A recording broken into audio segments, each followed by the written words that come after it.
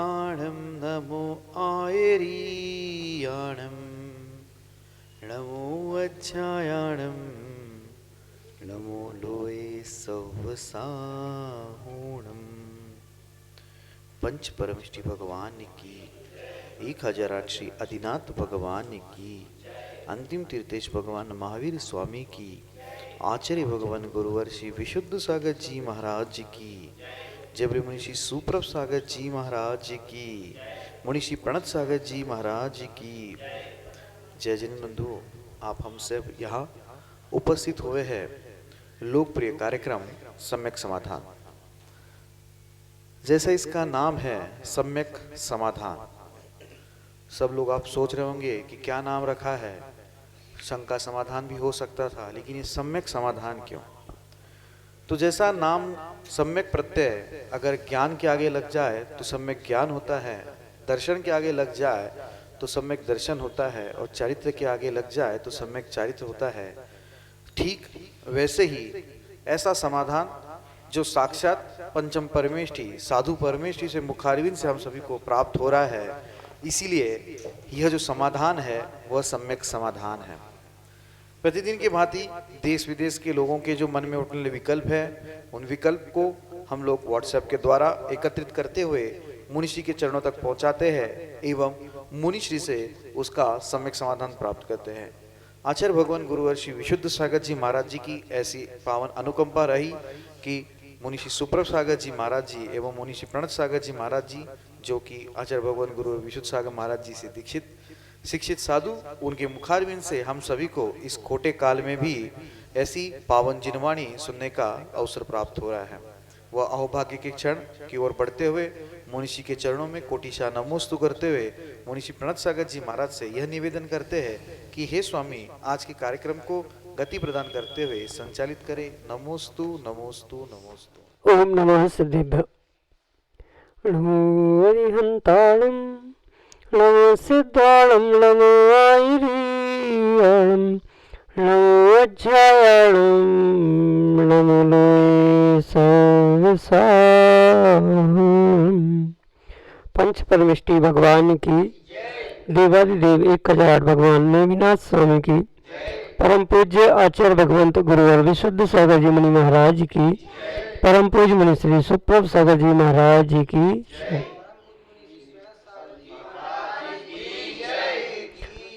समीचीन विकल्पों का सम्यक समाधान। सम्यक ज्ञान की वह अलौकिक विधा जिसके माध्यम से हम सभी अपने मन में उठने वाले उन अनेक समीचीन विकल्पों का सम्यक समाधान प्राप्त करके अपने जीवन को ज्ञान के आलोक में आलोकित कर रहे हैं। हम सभी का परम सौभाग्य है कि हमें अपने मन में उठने वाले उन अनेक समीचीन विकल्पों का सम्यक समाधान परम पूज्य आचार्य भगवंत गुरुवर विशुद्ध सागर जी महाराज के मंगल सभा से उन्हीं के सुयोग से परम पूज्य मुनि श्री सुप्रभ सागर जी महाराज के मुखारविंद से आगम के परिप्रेक्ष्य में प्राप्त हो रहा है। विकल्प किसी एक का हो सकता है, लेकिन उस विकल्प का सम्यक समाधान प्राप्त करके अनेक जीव निर्विकल्पता को प्राप्त कर रहे हैं, क्योंकि निर्विकल्पता ही वास्तविक सुख है। प्रारंभ करते हैं आज का सम्यक समाधान।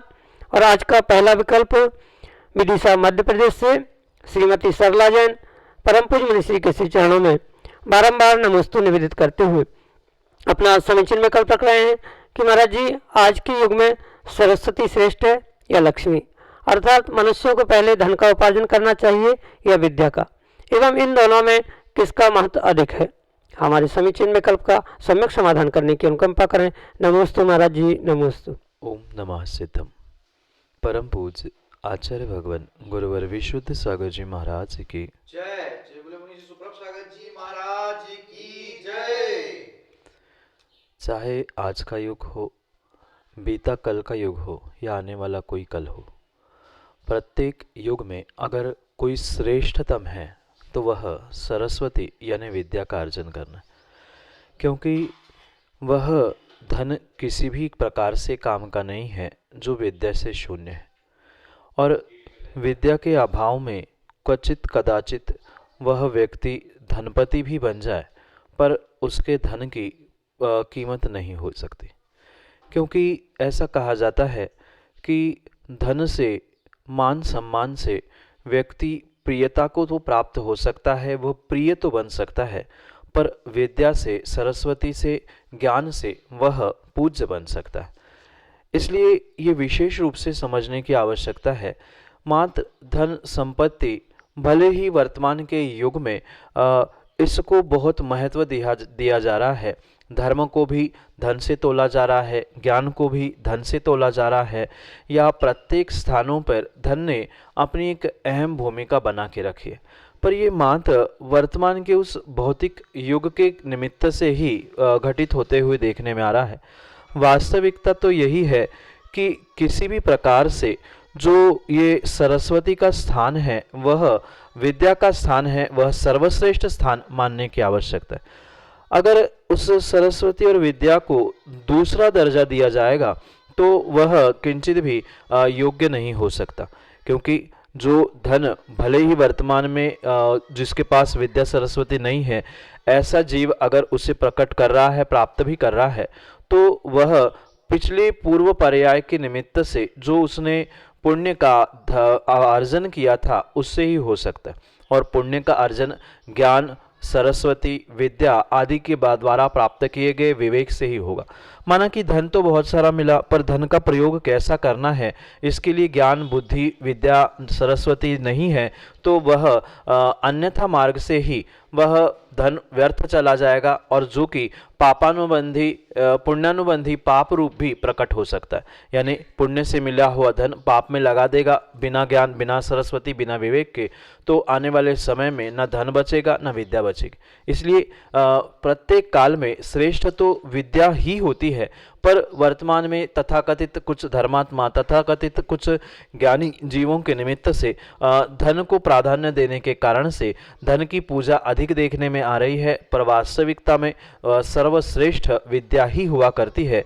विद्या से ही विशुद्धि और विशुद्धि से ही विद्या मिलती है, जिसके निमित्त से मोक्ष आदि की प्राप्ति होना संभव है। क्योंकि धन से कहीं रत्नत्रय की भूमिका नहीं कही गई है, पर वही सरस्वती या ज्ञान से अगर वह सम्यक ज्ञान है तो वही आने वाले समय में सम्यक चारित्र के लिए निमित्त बनते हुए मोक्ष मार्ग के लिए भी निमित्त बन सकता है। यही आपके लिए सम्यक समझ।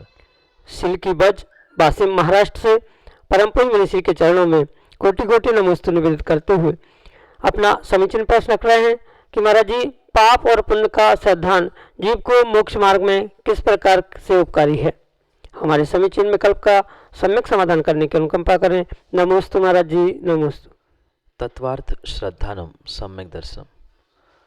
जो तत्व है उन प्रयोजनभूत 7 तत्वों पर श्रद्धान करना, इसको ही आगम में सम्यक दर्शन कहा है। और जो कि सम्यक दर्शन इस रत्नत्रय का पहला पाया या मोक्ष मार्ग की पहली सीढ़ी रूप स्वीकार किया गया है। ये भी आप अच्छे से जानते हैं, सम्यक दर्शन ज्ञान चारित्राणि मोक्ष मार्गः। तो सम्यक दर्शन के अभाव में मोक्ष मार्ग बन ही नहीं सकता। भले ही कितना ही चारित्र हो, कितना ही ज्ञान हो, पर सम्यक दर्शन नहीं है, सम्यक श्रद्धा नहीं है, तो वह ज्ञान और चारित्र किंचित भी कार्यकारी नहीं हो सकता।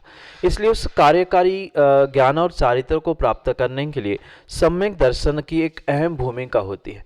और उस सम्यक दर्शन की भूमिका के लिए तत्वों का श्रद्धान होना आवश्यक होता है। और उस तत्वों के श्रद्धान के अंतर्गत जो 7 तत्व कहे गए हैं, उन 7 तत्वों के द्वारा ही हमें उस आश्रव, बंध, संवर, निर्जरा, मोक्ष आदि तत्वों को समझने की आवश्यकता है। क्योंकि जीव पुद्गल आदि तत्व को तो व्यक्ति सामने देखता है, उसे देखने में आता है। चाक्षुष होने के निमित्त से कथनचित वह जीव की विभाव दशा और पुद्गल आदि की विभाव दशाओं को समझने के निमित्त से उन पर तो फिर भी वह श्रद्धान कर लेता है, पर जीव और कर्मरूपी पुद्गल के निमित्त से जो आश्रव तत्व बना है, संवर, बंध, निर्जरा आदि तत्व बने हैं, उन पर भी श्रद्धान करना परम आवश्यक होता है। और जो ये पुण्य पाप है, उसे जो 9 पदार्थों में भिन्न प्रकार से पृथक रूप से फिर से गिना गया है, उसका ही अंतर्भाव वह 7 तत्वों के अंतर्गत, यानी जो आश्रव तत्व है, उस आश्रव तत्व में ही पुण्य पाप को स्वीकार किया गया है। और उस पदार्थ कह दो, तत्व कह दो, 6 द्रव्य कह दो, 5 अस्तिकाएं कह दो, इन पर श्रद्धा नहीं है तो कभी भी किसी भी प्रकार से मात्र बहिरंग आडंबर क्रिया आदि करने से रत्नत्रय की प्राप्ति, सम्यक दर्शन आदि की प्राप्ति होना कतई संभव नहीं हो पाती। इसलिए ये परम सत्य समझने की आवश्यकता है कि ये जो कुछ भी प्रारंभ होगा, मोक्ष मार्ग कभी प्रारंभ होगा तो वह सम्यक दर्शन से, और सम्यक दर्शन प्रारंभ होगा तो तत्व पदार्थ आदि के श्रद्धान से ही होगा। और 9 पदार्थों में पुण्य पाप पृथक रूप से पदार्थ में ग्रहण किया है। तत्वों की परिभाषा करें तो तत्वों के अंतर्गत ही उसे आश्रव तत्व में ही स्वीकार किया गया है।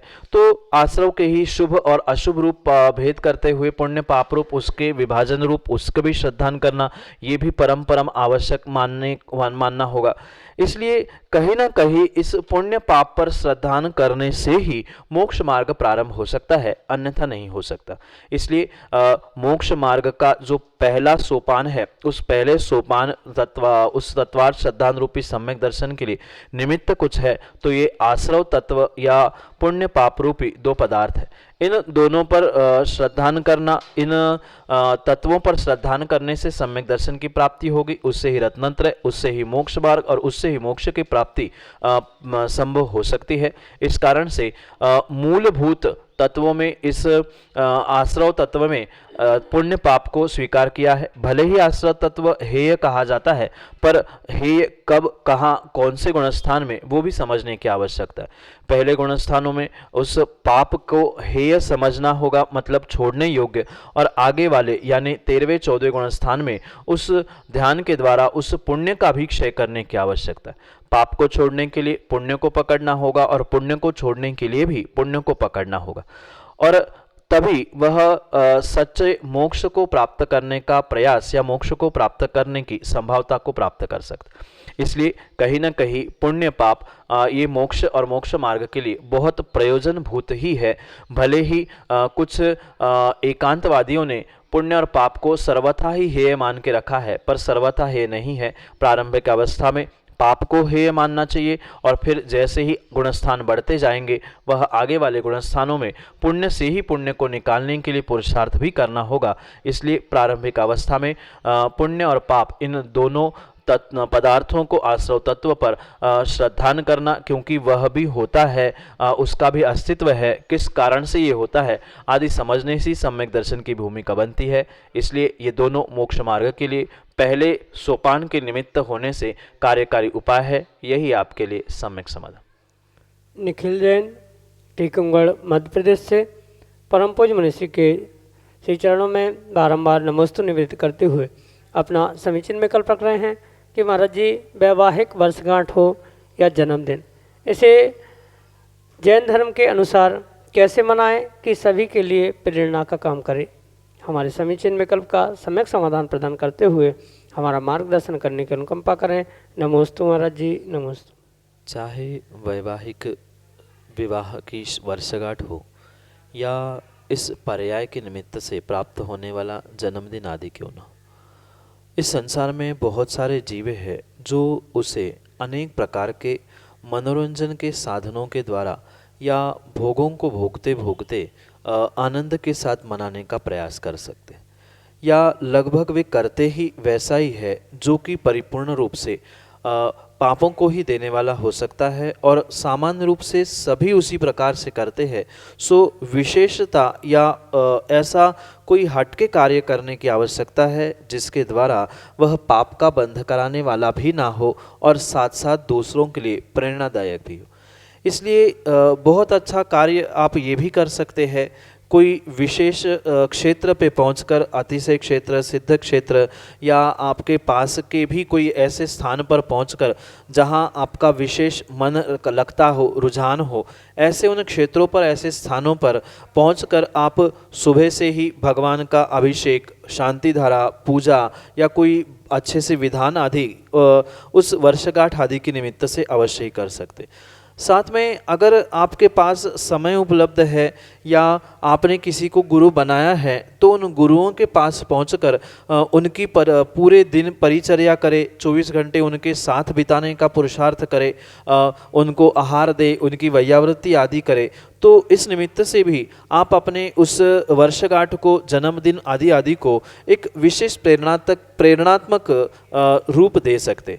साथ में क्योंकि स्वाभाविक सी बात है कि आज के इस भौतिक युग में और मोबाइल के ज़माने में कि हर व्यक्ति जो भी करता है वह फेसबुक, इंस्टा आदि के माध्यम से दूसरे को दिखाना चाहता। और जो कार्य आपने देवशास्त्र गुरु के निमित्त से उस वर्षगांठ को या जन्मदिन को मनाने का किया है, अगर वो दूसरों के लिए आपने प्रेरणा रूप प्रदान किया, माना कि अभिषेक करते हुए या मुनिराज को आहार देते समय आदि आदि उन घटनाक्रम का आपने कुछ ऐसा अपने मन में भी और उस मोबाइल आदि के द्वारा भी चित्रों में उसको संकलित करते हुए, उसको दूसरों को दिखाते हुए, उसको सबके साथ शेयर करते हुए दूसरों को भी प्रेरणा देने का प्रयास किया, तो ये भी एक अच्छा कार्य हो सकता है। साथ में अगर आपका कुछ दोस्तों का, मित्रों का समूह है, ग्रुप है, तो जैसे जैसे जिसका जिसका जन्मदिन हो या वर्षगांठ हो, तो सभी पूरा ग्रुप मिलकर एक साथ जा सकते हैं। कहीं जैसे होटल आदि में पार्टी मनाने जाते हैं,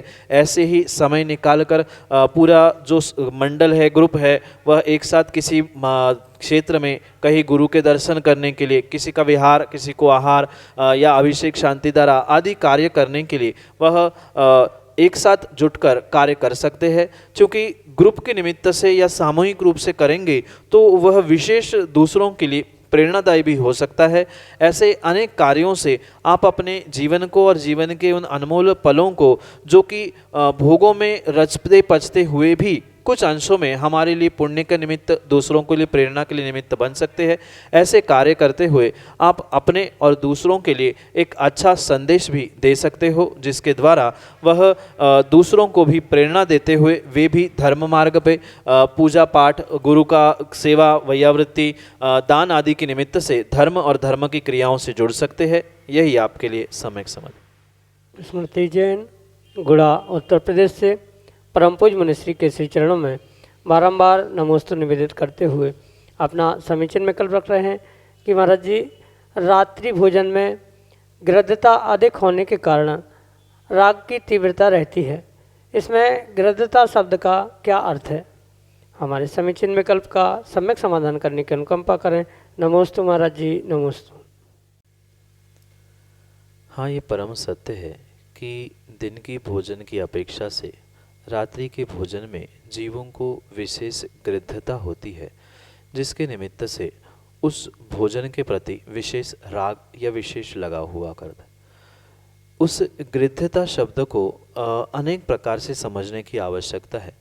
गृद्धता का सामान्य रूप से अर्थ ये होता है कि उस विषय में, चाहे भोजन की हो या अन्य भोगों के भोगने के निमित्त से जो गृद्धता शब्द का प्रयोग किया जाता है, वहाँ गृद्धता शब्द से लोलुपता है, यानी कि उन भोगों को विशेष राग के साथ प्राप्त करने की जो भावना है, उसे गृद्धता कहा जाता है। जैसे कि सामान्य रूप से भोजन करते समय किसी को पेट भरने की मात्र इच्छा है, ठीक है, 2 रोटी खा ली, पेट भर गया, तो ये सामान्य रूप से भोगना हुआ।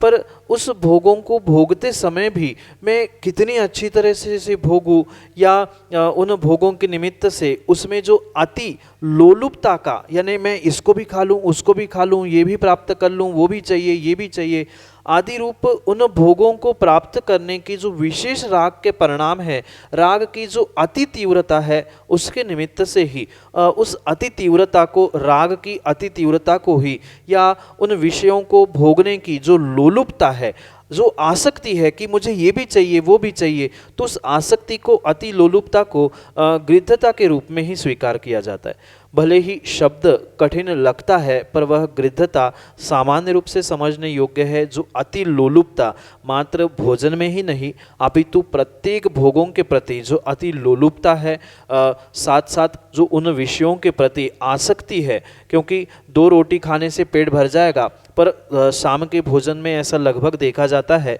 कि रोटी से शाम का भोजन नहीं होता, कहीं पूड़ी, कहीं अनेक प्रकार के व्यंजन या बहुत सारी सामग्री बनाने का जो राग है, उसको प्राप्त करने की जो आसक्ति उत्पन्न हुई है, वह आसक्ति को ही अति लोलुपता को ही वहाँ आचार्य भगवंतों ने गृद्धता के रूप में स्वीकार किया गया है। और ये मात्र भोजन में ही नहीं, अपितु प्रत्येक भोग भोगते समय जो उसकी लोलुपता है, अति आसक्ति है, उसको ही गृद्धता के रूप में स्वीकार किया जाता है। इसलिए गृद्धता का सामान्य अर्थ भी करे तो अति लोलुपता, राग की अति तीव्रता, अति आसक्ति, इस रूप से ही उस गृद्धता को स्वीकार किया जाता है। यही आपके लिए सम्यक समाधान।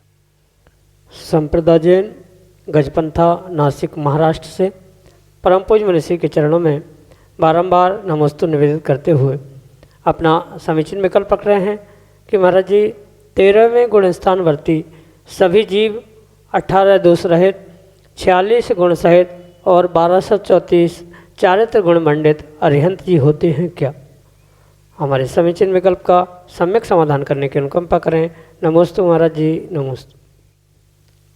अरिहंत भगवान की अपेक्षा से जो सामान्य रूप से 46 गुणों का व्याख्यान मिलता है, तो उन 46 मूल गुणों की और सभी अरिहंत प्रभु जो 13वें गुण स्थान में होते हैं, उनकी अपेक्षा से इन कथनों को और आचार्य भगवंतों के अभिप्राय को समझने की अपेक्षा, जहाँ अरिहंत भगवान के 13वें गुण स्थानवर्ती जीव के जो 46 मूल गुण स्वीकार किए जाते हैं, वहाँ पर परिपूर्ण रूप से तीर्थंकर भगवान के निमित्त से ही उसकी व्याख्या समझने योग्य है।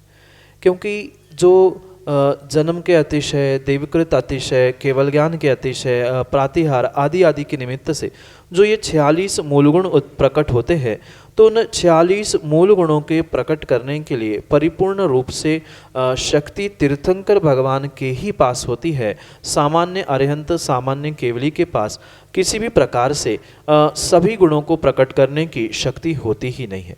इसलिए विशेषता से जो 13वें गुण स्थानवर्ती जीव होते हैं, वे 18 दोषों से रहित तो होते ही है। जब तक 18 दोषों से रहित नहीं होंगे तब तक वे 13वें गुणस्थानवर्ती अरिहंत नहीं बनेंगे। पर जो 46 मूल गुणों का व्याख्यान प्राप्त होता है, वह तीर्थंकर भगवान अरिहंत भगवान के निमित्त से ही होता है, सामान्य केवली आदि के निमित्त से वह प्राप्त नहीं होता है।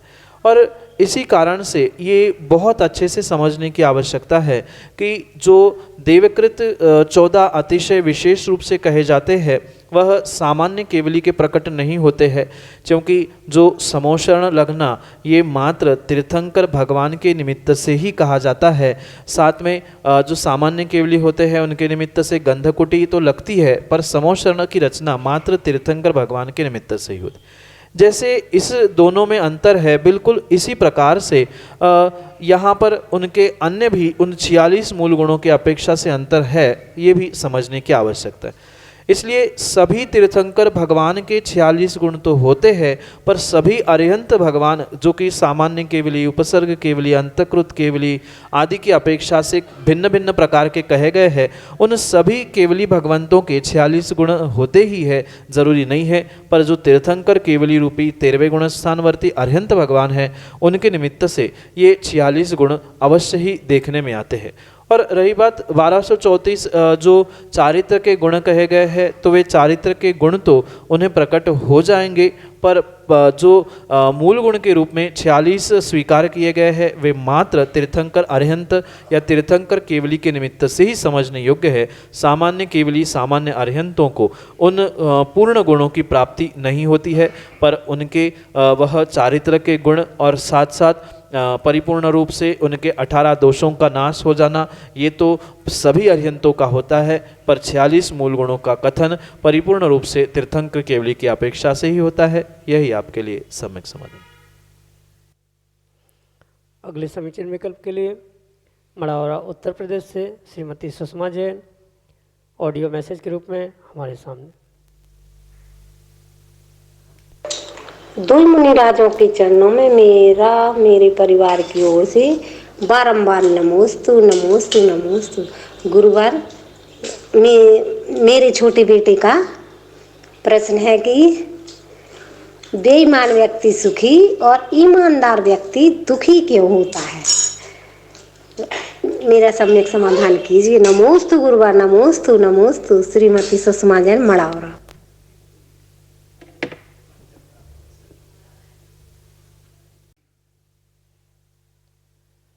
ईमानदार व्यक्ति भले ही प्रारंभिक अवस्था में दुखी दिखता है, पर वास्तविकता में वह दुखी हो नहीं सकता। जो भी व्यक्ति अपने आप को सुखी दुखी मानता है, वह व्यक्तिगत उसकी निजी मान्यता ही हो सकती है, क्योंकि चाहे सुख हो चाहे दुख हो, ये परिपूर्ण रूप से जीव की स्वयं की संकल्पना है, स्वयं की मान्यता है। और ये जो बेईमान व्यक्ति को सुखी मानना, ईमानदार व्यक्ति को दुखी मानना, ये भी बिल्कुल व्यक्ति का स्वयं का एक निजी भ्रम ही हो सकता है। क्योंकि जैसे कहा जाता है कि सत्य कितना भी कुछ कर ले, प्रताड़ित तो हो सकता है पर नष्ट नहीं होता, बिल्कुल इसी प्रकार से ईमानदार व्यक्ति पूर्व कर्म के निमित्त से दुखी होता हुआ दिखता जरूर है, पर वास्तविकता में वो दुखी नहीं हो सकता अगर वह वास्तव में ईमानदार है। अगर ईमानदारी का वो ढोंग कर रहा है या ईमानदारी का प्रदर्शन कर रहा है तो वह दुखी हो सकता है, पर जो वास्तव में स्वयं के लिए ईमानदार है वह कभी भी दुखी नहीं हो सकता। इसलिए नहीं हो सकता क्योंकि उसे पता है कि जो भी मेरे साथ दुख प्राप्त हो रहा है या जो भी दुख के निमित्त मुझे मिले हैं, ये कहीं ना कहीं मैंने किए हुए पिछले बेईमानी का ही फल है, या पिछले पर्याय में जो कर्मों का आश्रव कर्तुती रूप से किया था उसका ही वर्तमान में फल मिला है, जिस कारण से वह कहीं ना कहीं दुखी होता हुआ दिख रहा है। और रही बात वर्तमान के कार्यों में जो ईमानदारी है, वह तत्क्षण में तो फलीभूत होगी नहीं। जो भी वर्तमान में दिखता है वह भूत में किए हुए कार्यों का प्रतिफल रूप कर्मों का उदय हमारे सामने दिखता है, और आज जो जीव कार्य करता है उसका फल उसको आने वाले समय में मिलता है। कम से कम कर्म को उदय में आने के लिए उसका जो अबाधा काल कहा गया है, उसके लिए कम से कम 48 मिनट इतना समय तो लगता ही है, और हो सकता है कई कई भव कई कई वर्ष भी कर्म के उदय में आने के लिए लग सकते। इसलिए आज ईमानदारी का पुरुषार्थ करने वाला जीव आज सुखी हो दुखी हो ये भिन्न विषय है, पर आने वाले समय में वास्तव में वो उसके पास ईमानदारी है तो वह आने वाले समय में दुखी हो ही नहीं सकता।